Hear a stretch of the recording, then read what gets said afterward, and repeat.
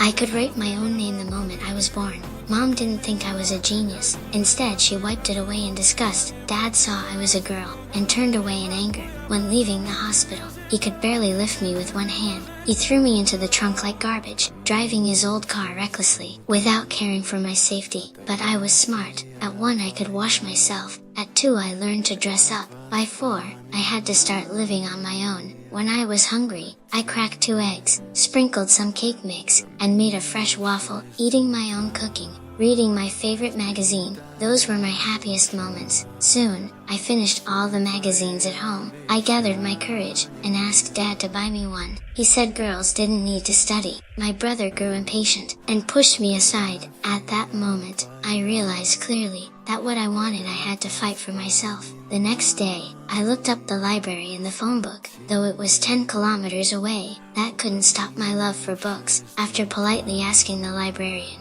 I went straight to the children's section, sat quietly on the sofa reading alone. The librarian was moved, and gave me a library card as a special exception. From that day on, I could finally bring books home. When it was time for school, I asked Dad to let me go. He refused, saying there was no one home to receive deliveries. I was heartbroken, but no one cared. That day, Dad asked me to calculate how much money he earned. I blurted out the answer instantly. He didn't believe me, and punished me violently instead. I felt deeply wrong, so I secretly mixed bleach into his hair tonic. When he used it, everyone was shocked by his white hair. Dad was furious but had no proof, so he took his anger out on me. He grabbed my books and tore them apart, then pressed my head down, and forced me to watch TV. I was filled with rage. Suddenly, a burst of power exploded from my eyes. Dad couldn't fight me, so he traded his second-hand car to send me to a devil school.